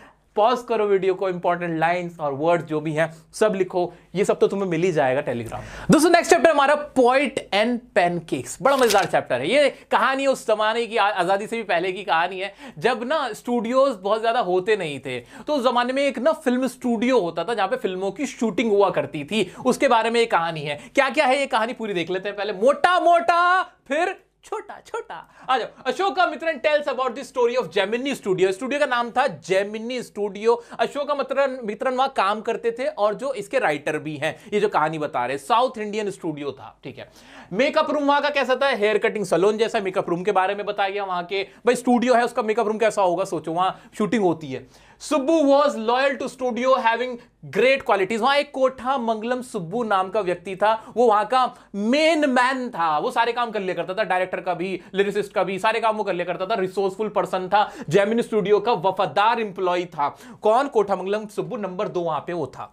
Studio hosted a group of international performers. उस स्टूडियो में ही ना वहां पे इंटरनेशनल परफॉर्मर्स भी आए थे, वो भी वहां पे हम लोगों ने होस्ट किया था उन्हें, बाहर से लोग आए थे, उन्होंने वहां पे शूटिंग वूटिंग करी थी, अपना शो दिखाया था। स्टीफन स्पेंडर नाम के एक व्यक्ति थे, इंपॉर्टेंट वर्ड है, also visited there but he could not connect due to language barriers. लेकिन वहां कनेक्ट नहीं कर पाए थे क्योंकि लैंग्वेज की प्रॉब्लम से लोगों को समझ ही नहीं आ रही थी इंग्लिश। गांव का जमाना, तो जमाने के टाइम पे वह साउथ इंडियन वैसे ही थे, तो उनको समझ नहीं आई थी। टोटल इस चैप्टर में यही बातें बताई गई हैं, ये 4-5 पॉइंट, और कुछ भी नहीं है इसमें, है बड़ा मजेदार। मैंने सेपरेट वीडियो भी इसकी बना रखी है। आइए देख लेते हैं चैप्टर को शुरू से। अशोकामित्रन राइटर है इस चैप्टर के। वो जेमिनी स्टूडियो में वो क्या करते थे, he was a Tamil writer, tells about Gemini Studios where his work was to cut out the newspaper clippings and store them in files, और फाइल में रखना उनका इतना सही काम था कि न्यूज़पेपर होता है, अखबार लिया, उसमें से जो क्लिपिंग्स थी उनको काटा और फाइल में लगा डाला। ये काम किसका था, अशोकामित्रन साहब का। समझ में आ रहा है? जैसे ही सोचो पोएट एंड पैनकेक्स, अशोकामित्रन दिमाग में आ गए, जेमिनी स्टूडियो दिमाग में आ गया। हाँ ठीक है, आगे बढ़ो। He performed an insignificant work but he was the most well informed member. वो वहां पे ना बिल्कुल ऐसा काम करते थे जिसकी कोई जरूरत ही नहीं थी, बहुत बिल्कुल महत्वपूर्ण काम नहीं था, इनसिग्निफिकेंट वर्ड इंपॉर्टेंट है, लेकिन उन्हें वहां की सारी नॉलेज थी, वहां क्या हो रहा है सब कुछ पता रहता था। The makeup room was like a hair cutting salon with half a dozen large mirrors and incandescent lights. और ये इंपॉर्टेंट वर्ड है, इनकैंडेसेंट। भाई वहां का जो मेकअप रूम था ना, वहां पे बहुत सारे मिरर्स लगे हुए थे, इतनी सारी लाइट्स लगी हुई थी, ऐसी लाइट थी जो आंखों में चुभती थी, वो वाली लाइट्स थी। The actor and actress had to bear too many lights on their faces in makeup room। और वहां पे इतनी सारी लाइट, जो एक्टर होते थे ना, जैसा मैं यहां खड़ा हूं, मुझे भी बहुत सारी लाइट यहां फेस करनी पड़ती है, वरना आपको अंधेरा दिखेगा यहां पे वीडियो के अंदर, तो ये लाइट उनको फेस करनी पड़ती थी। आगे बढ़ते हैं। क्या कहते हैं, कहां गए? According to him heaps of makeup was used to turn them into ugly looking creatures. वो कहते हैं कि जो एक्टर एक्ट्रेस थे ना, उनको बहुत सारा मेकअप पोत देते थे उनको बुरा दिखाने के लिए। यहां पे ना एक सरकाज़म मारा है राइटर ने, एक सरकास्टिक लैंग्वेज यूज करी है, लाइन यूज करी है कि जो एक्टर एक्ट्रेस थे उनको अगली बनाया जाता था। मेकअप से अगली थोड़ी बनते, ब्यूटीफुल बनते हैं, लेकिन राइटर को अगली इसलिए लग रहे थे क्योंकि वो आर्टिफिशियल होता था, पोत दिया जाता था, बहुत बुरा लगता था। There was an office boy whose task was to slap paint onto the faces of players at the time of crowd shooting। एक वहां पे व्यक्ति था जिसका काम ये था बहुत सारा पेंट ऐसे डाल देने का लोगों के ऊपर। He was a poet, paint का मतलब यहाँ मेकअप ही है। He was a poet and joined in the hope of becoming an actor, screenwriter, director or a lyricist। जिसने वहां पे ज्वाइन किया था एक एक्टर बनने के लिए कि चल एक्टर बन जाऊं, डायरेक्टर बन जाऊं, लिरिसिस्ट कुछ तो बन जाऊं, लेकिन अब उसका काम क्या रखिएगा, मेकअप कर ले बैठ के और कुछ नहीं। ठीक है, आगे बढ़ते हैं। He always looked frustrated and blamed Subbu for his trouble। वो हमेशा ना बुरा ही बोलता रहता था, यार क्या जिंदगी हो गई मेरी, ये सुब्बू की वजह से मेरी लाइफ खराब हुई है। अब ये सुब्बू कौन है उसके बारे में देखते हैं। ठीक है, he thought that he had greater talent than Subbu, but he was given a chance because he was a Brahmin। अब हम लोगों में होता है कि हम ना अपने अंदर गले में झांक के नहीं देखते हैं कि हम कितने पानी में हमारे अंदर क्या स्किल्स है, हमारी क्या औकात है, हम दूसरे को ब्लेम करते रहते हैं, ये इंसानी फितरत है। वही वो लड़का करता था आज से 100 साल पहले भी। क्या करता था, सुब्बू को कहता रहता था कि पता है इसको क्यों रख लिया, क्योंकि ब्राह्मण है ना, ऊंची जात का, इसलिए इसको रख लिया, मुझे नहीं रखा, मैं इससे ज्यादा टैलेंटेड हूं। सुब्बू कौन था उसको देख लेते हैं। कोटा मंगलम सुब्बू, याद रखना ये word, Kothamangalam Subbu was a man of great qualities, बहुत क्वालिटीज थी उसमें। He was tailor made for films, वो फिल्मों के लिए ही बना था, टेलर मेड फॉर फिल्म्स। बोलो मेरे साथ साथ बोलो, Kothamangalam Subbu was tailor made for films. He had great qualities, he had multi qualities, he was multi talented, ऐसे बोल देते हैं, है ना। आगे बढ़ते हैं। He was known for his hospitality and creativity, उसके अंदर क्रिएटिविटी थी, प्यार से पेश आता था। और वो जो लड़का जलन रख रहा है ना, यार बताओ जलन की बात थी क्या? सुब्बू की आदत ही इतनी अच्छी थी, सबकी हेल्प करना, सबकी मदद करना, क्रिएटिविटी उसके अंदर थी, मेहनती वो था, लॉयल वो था, कितना तो अच्छा प्यारा इंसान था सुब्बू। खामखा जल रहा है सुब्बू से ये आदमी। ठीक है, आगे बढ़ते हैं। He was a resourceful person known for his hospitality. He also did poetry भी कर लेता था सुब्बू हमारा। ही वाज लॉयल था जेमिनी स्टूडियो को और अपने बॉस के प्रति, और नंबर 2 था जेमिनी स्टूडियो में। नंबर 1 जिसका मालिक था वो, और नंबर 2 सुब्बू को ही माना जाता था। He work for the story department with a lawyer who ended the bright career of an actress by recording her voice when she was getting angry at the producer। अब कोटा मंगलम सुब्बू ने एक लॉयर के साथ भी काम किया था जिसने एक एक्ट्रेस का ना पूरा करियर तबाह कर दिया था। वो ना बुराई कर रही थी, प्रोड्यूसर पे चीख रही थी, उसकी ना वॉइस रिकॉर्डिंग कर ली, है ना, शरारती आदमी। लेकिन जो बुरा करता है ना उसके साथ भी अच्छा नहीं होता, याद रखना, कुदरत का नियम है कर्मा, मैन कर्मा इज, आगे फिल कर लो तुम लोग। हुआ यही। Later he also lost his job when the boss close the story department. तुमने एक एक्टर का करियर तबाह किया, तुम्हारा भी डिपार्टमेंट क्लोज कर दिया गया, तुम्हें भी चलता कर दिया गया वहां से। तो लॉयर बेकार आदमी था। आगे बढ़ते हैं। Gemini studios hosted a group of international. अब ना नया चला है, अब अगला सिनेरियो चला है। इससे पहले हमने क्या क्या पढ़ा, दिमाग में घुमाओ क्या क्या वर्ड्स और क्या क्या लाइंस हमने अभी सोची थी। जेमिनी स्टूडियो था, कोटा मंगलम सुब्बू था, उसके अंदर ग्रेटर क्वालिटीज थी, ब्राह्मण था, वो जेलेसी रखता था, रिस्पॉन्सिबल मानता था, वो लिरिसिस्ट बनना चाहता था, एक्टर बनना चाहता था, कुछ नहीं बन पाया। सोचो कोटा मंगलम सुब्बू क्या क्या कर सकता था, पोएट्री भी कर लेता था, वो रिसोर्सफुल पर्सन था, वो सबको उसके अंदर काइंडनेस थी, हॉस्पिटैलिटी के लिए मशहूर था, नंबर 2 था, उसके अंदर क्रिएटिविटी थी, वो सब कुछ कर लेता था, है ना। और फिर क्या था, और उसके बाद हमने क्या देखा था कि एक लॉयर भी था जिसने एक ब्राइट एक्ट्रेस का करियर एंड कर दिया था, उसकी वॉइस रिकॉर्ड करके। ऐसे बोलो, तुम भी मेरे साथ साथ बोलो, माइंड में आएगा, बोलेंगे कानों में आएगा, दिमाग ले लेगा, और फिर तुम लिख देना, है ना। आगे बढ़ते हैं, चलो। फिर क्या होता है, ग्रुप के एक इंटरनेशनल ग्रुप परफॉर्मेंस उनको होस्ट भी किया था। Their plots and messages were simple but their sets and costume were so impressive. उनके जो बाहर से आए थे तो उनके कॉस्ट्यूम वगैरह बहुत इंप्रेसिव थी। The scene of sunrise and sunset of Jotham valley were used in Tamil place for many years. Another guest Stephen Spender visited Gemini studio. हमने देखा था इंटरनेशनल परफॉर्मर आए थे और उनका जो जिस तरह से वो सनसेट और सनराइज के सीन लेते थे वो आगे भी तमिल प्लेस में यूज किए गए। और एक और थे स्टीफन स्पेंडर, इंपॉर्टेंट वर्ड है, उन्होंने भी विजिट किया था जेमिनी स्टूडियो, लेकिन लोगों को कनेक्ट ही नहीं कर पाए थे, लोगों को इंग्लिश लैंग्वेज समझ में ही नहीं आई थी। लिंग्विस्टिक बैरियर था, इंपॉर्टेंट वर्ड है लिंग्विस्टिक बैरियर।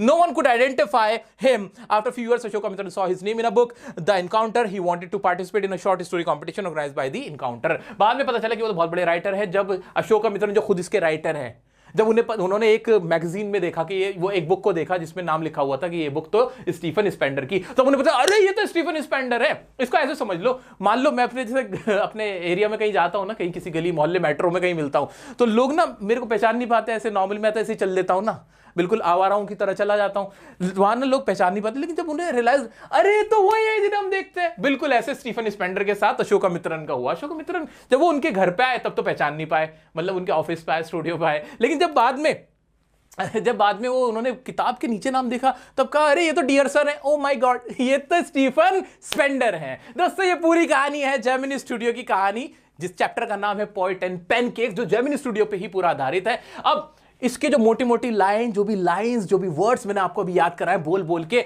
एक बार शांत मन से खूब दिमाग दौड़ाओ और लिखो अपनी नोटबुक के अंदर। नेक्स्ट चैप्टर है हमारा दी इंटरव्यू। जो इंटरव्यू देते हैं ना हम किसी को, उसके ऊपर है। बहुत ही आसान सा सिंपल सा चैप्टर है हमारा। आप पहले मोटा मोटा देखते हैं। The author tales about the history and process of interview, के क्या हिस्ट्री है इंटरव्यू की, कब से लिया जाता है, उसके बारे में बताया गया है। Some people like it, some dislike it, कुछ लोग इसे पसंद करते हैं, कुछ लोग नहीं पसंद करते, ये बताया है। फिर एग्जाम्पल दे गया रुडयार्ड किपलिंग, जो कि एक बहुत बड़े राइटर रहे, उनका एग्जाम्पल दे दिया गया है। हु डिसलाइक्ड इंटरव्यू, जिनको इंटरव्यू बिल्कुल भी देना पसंद नहीं था। उनके हिसाब से इंटरव्यू क्या है, एक असॉल्ट है, किसी पे ना एक तरह का जिसे कहते हैं चोट मारने जैसा है, और जो ये काम करता है, इंटरव्यू लेने का काम करता है, उसको पनिशमेंट दे देनी चाहिए उनके हिसाब से। फिर इसके अंदर एक पैराग्राफ है, उसको दिखाया गया है। एक इंटरव्यू का पैराग्राफ लिया गया जिसके अंदर एक मुकुंद नाम के इंटरव्यूअर है, जो इंटरव्यू ले रहे हैं, किसका, अंबर्टो इको एक राइटर है, उनका इंटरव्यू ले रहे हैं, उनकी बुक के बारे में बात कर रहे हैं। He says his books promote peace and non violence, जहां पे जो इको साहब है ना, ये कह रहे हैं कि भाई मेरी बुक्स ना पीस प्रमोट करती हैं और नॉन वायलेंस को प्रमोट करती हैं। ये बस टोटल चैप्टर, इसमें और कुछ भी नहीं है, और जल्दी से इसको खत्म ही कर देते हैं। The author opens the chapter by giving a brief overview of the interview. भाई इस चैप्टर में शुरुआत में क्या बताया गया कि हिस्ट्री और जो प्रोसेस है इंटरव्यू का, उसके बारे में बताया गया है। He mentions that interviews have been a part of journalism for over 130 years, कि जर्नलिज्म में जो इंटरव्यू का रोल है वो कब से, 130 इयर्स से। इंपॉर्टेंट वर्ड है मेरे दोस्त, कि जर्नलिज्म में इंटरव्यू का अगर सवाल आ जाए कि इंटरव्यूज का क्या सिग्निफिकेंस है जर्नलिज्म में, तो बता देंगे 130 इयर्स से इंटरव्यूज लिए जा रहे हैं, have been a part of journalism over 130 years, and that people have varying opinions about them. लोग अपने अपने इसके ऊपर ओपिनियन है। It notes that people have varying opinions. He tells us that with some viewing it highly and other disliking. कुछ लोग इसको highly recommend करते हैं, बहुत ज्यादा इसको हाईली रेट करते हैं, कुछ लोग इसको डिसलाइक करते हैं। उसके बाद फिर वो सेलिब्रिटी की बात आ जाएगी, रुडयार्ड किपलिंग की आ जाएगी। ही tells us that how the interview has become a vital arena in everyone's life and a source of truth. वो कहते हैं कि किस तरह से इंटरव्यू सोर्स ऑफ ट्रुथ बन जाता है। Source of truth important line है। सोर्स ऑफ ट्रुथ क्या बनता है, इंटरव्यू से हमें सच पता चलता है कि नहीं, लोगों से इंटरव्यू लिया जाता है, उनकी सच्चाई बाहर निकाली जाती है। The author highlights that an interview can leave a lasting impression, कि भाई जो इंटरव्यू है ना एक लास्टिंग इंप्रेशन छोड़ देता है, आपका ओपिनियन बन जाता है। कभी किसी को इंटरव्यू में देखते हो, उसकी बातें सुनते हो, तो उससे बहुत ज्यादा आप जिसे कहते हैं इंप्रेस भी हो जाते हो, कभी कभी उसको नापसंद भी करने लगते हो, क्योंकि उसकी सच्चाई सामने आने लगती है। होता है कि नहीं, जिसे आजकल पॉडकास्ट कह रहे हैं ना, वो इंटरव्यू ही तो है, और क्या है वो, and can sometimes change the opinion of a person leading to the loss of their true identity। कभी कभी लोगों का ओपिनियन ही बदल जाता है, और जिनकी जो आइडेंटिटी है, पहचान है, वो भी दूर छूट जाती है, वो भी खराब हो जाती है, उसको भी हम खो देते हैं। ठीक है, ही देन बल्कि मुझे इस वक्त ना केएल राहुल और हार्दिक पांड्या याद आ रहा है। इंटरव्यू में तो उन्होंने कोई ऐसी बात बोल दी थी करण जौहर के शो में, जहां से उनकी टीम से भी फिर छुट्टी हो गई थी, बहुत कुछ उन्हें फेस करना पड़ गया था। तो इससे इंटरव्यू की वजह से हुआ था, ये ना होता इंटरव्यू, ना अंदर की बातें पता चलती और ना ये सब देखना पड़ता। आगे बढ़ते हैं। He then cites examples of famous celebrities who have criticised interviews and mention Rudyard Kipling's wife diary. इसके बाद रुडयार्ड किपलिंग की वाइफ की डायरी के बारे में बताते हैं। तो मुझे क्या सोचना है इंटरव्यू चैप्टर को सोचते ही, पहले तो हिस्ट्री 130 ईयर कॉन्ट्रोवर्सी है, कुछ लोग वेरिंग ओपिनियंस है, डिसलाइक करते हैं, हाईली रेट करते हैं, ट्रू आइडेंटिटी लॉस हो जाती है, सोर्स ऑफ ट्रूथ बन जाता है। क्या ये वर्ड तुम्हारे भी माइंड में आ रहे हैं क्या? नहीं, बिल्कुल आ रहे हैं, आ जाओ। उसके बाद रुडयार्ड किपलिंग की वाइफ ने अपनी डायरी में क्या लिखा है? In which she writes about how two reporters ruined her day in Boston. भाई बॉस्टन एक नाम की जगह है, वहां पे 2 रिपोर्टर ने उनका पूरा दिन खराब कर दिया था। और रुडयार्ड किपलिंग क्या मानते हैं? व्यू करते हैं इंटरव्यू को कैसे? एज एन असॉल्ट, एक असॉल्ट मानते हैं, एक चोट है यार, ये एक हमला है और दैट शुड बी पनिश्ड, और इसके लिए ना सजा मिलनी चाहिए। Assault word important. Rudyard Kipling को आपको हमेशा याद रखना है इंटरव्यू चैप्टर से रिलेटेड कि वो उसको क्या मानते हैं? असॉल्ट मानते हैं, that should be punished. He also believed that a respectable person would never participate in either giving और आस्किंग फॉर एन इंटरव्यू। और वो कहते हैं कि एक अच्छा सभ्य आदमी कभी ना इंटरव्यू देता है ना कभी लेता है, खत्म बात। वो ऐसा मानते हैं इंटरव्यू को लेके। Kipling himself considered interviewing as an assault and believe that should be punished. The chapter also includes, अब चैप्टर थोड़ा बदलता आगे बढ़ता है। रुडयार्ड किपलिंग के बाद ये बात हो गई यहां पे खत्म। अब दूसरे किसी एक राइटर की बात हो रही है, अब देखते हैं वो कौन है। The chapters also includes a paragraph, ये N नहीं A होगा, गलत लिखा है। Paragraph from an interview between Mukund and a representative from the Hindi newspaper and Umberto Eco, a professor। एक प्रोफेसर है Umberto Eco, इनका नाम है। अगर मैं सही प्रोनाउंस कर रहा हूं वो इनका नाम ये बता पाएंगे क्या है। Umberto Eco प्रोफेसर है, कहां? यूनिवर्सिटी ऑफ इटली में, यूनिवर्सिटी ऑफ बोलोग्ना में, जो कि इटली में है। एक फेमस स्कॉलर है जो सेमायोटिक साइंस की कोई ब्रांच है उसमें काम करते हैं।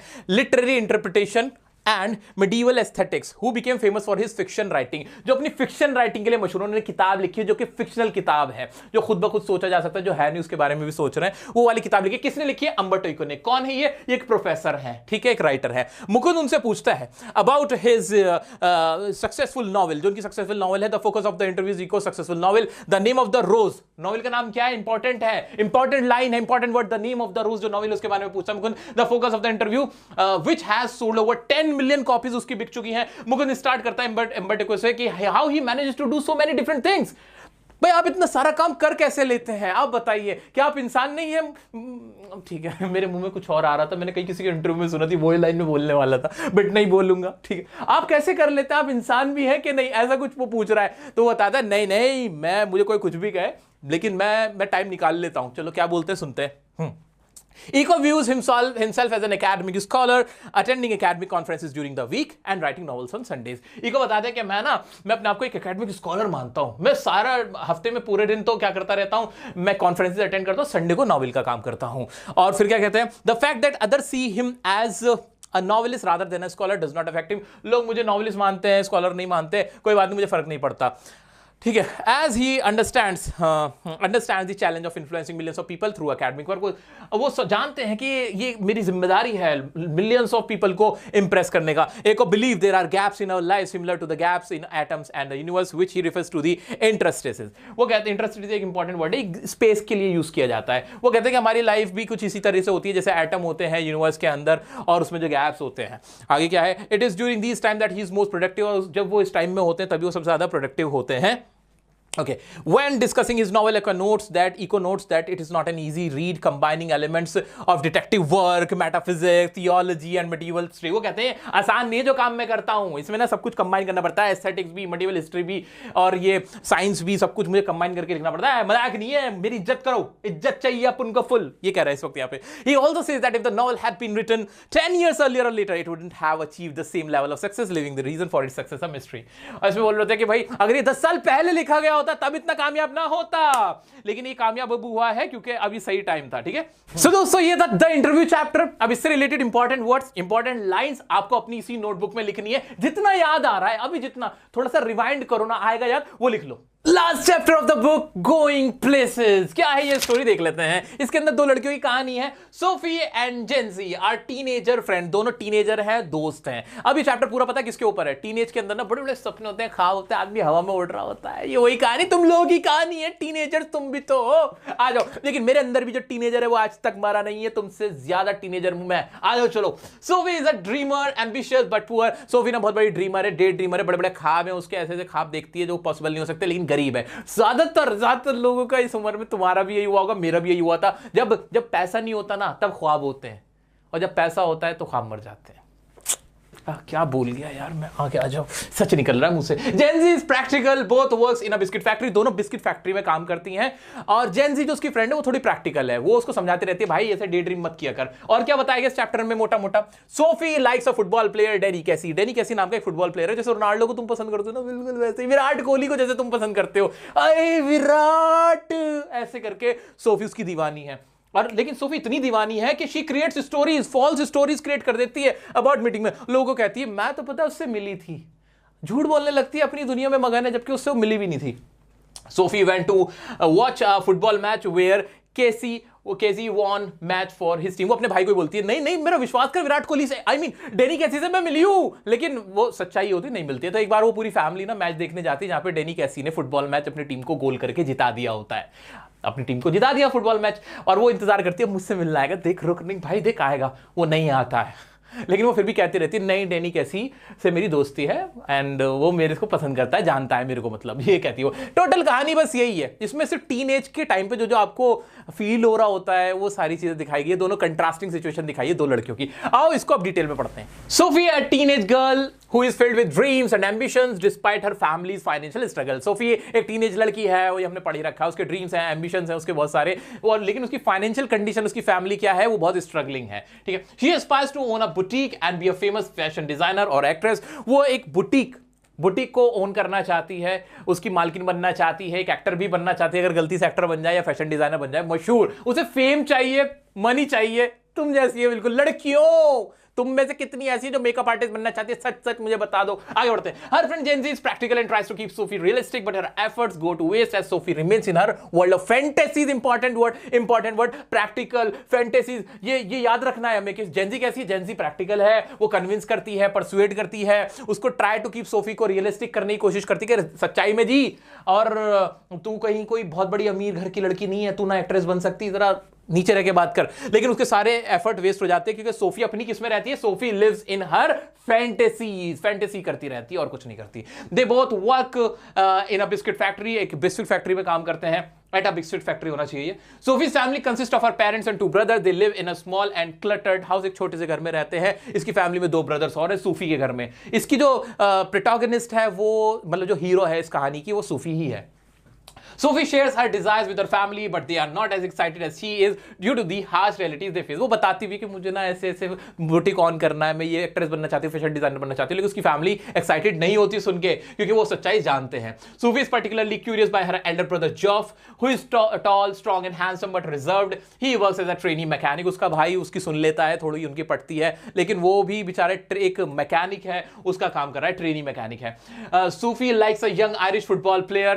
एक यंग आयरिश जो आयरलैंड का है वो फुटबॉल प्लेयर जिसका नाम क्या था, डेनी कैसी है, उसका फैन है, उसकी फैन है Sophie. She is so infatuated with him that she creates stories about meeting him and sharing conversation with him. वो इतना ज्यादा इन्फैचुएशन इंपॉर्टेंट वर्ड है, उसे इतने ज्यादा उसको देख के अट्रैक्शन हो गया कि वो उसके बारे में फॉल्स स्टोरी बताने लगती है कि यार मैं तो उससे मिली भी हूँ और मैं हमारी बात होती है, ऐसे फेंकते हैं ना लंबी लंबी, वही कर रही है। टीनेज गर्ल की दुनिया में आ गए हो, देखो मुझे भी स्कूल फील हो रहा है अभी, आ जाओ।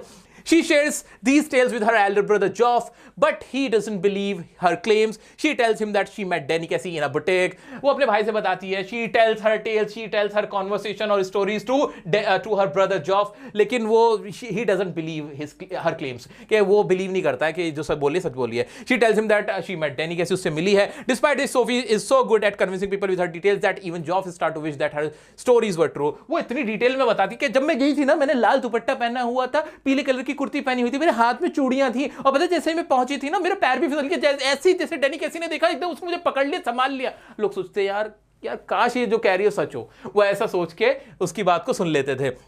She also tells about the date with Cassie। उसने भी बताया कि वो उसके साथ तारीख पे भी गई थी, कोई केस चल रहा होगा इनका आपस का, तारीख पे गई थी, ठीक है, मुझसे ज्यादा तुम समझते हो। On Saturday, Sophie and her family go to watch and her family go नहीं आएगा, इधर आएगा वेंट आएगा।